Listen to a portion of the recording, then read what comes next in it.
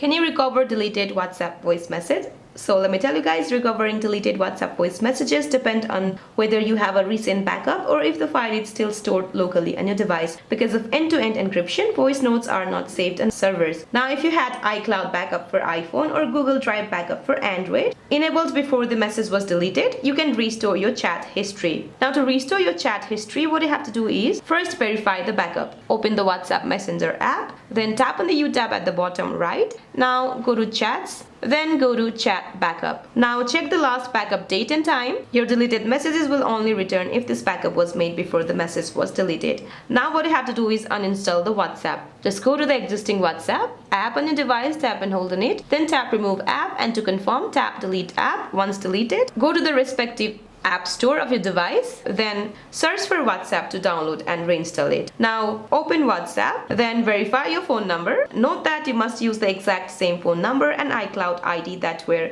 used to create the backup. Once verified, a restore chat history option will appear on the screen. Tap it and wait for the process to complete. So that's it for this video, guys. I hope this video is helpful. Please don't forget to like and subscribe. See you in my next one.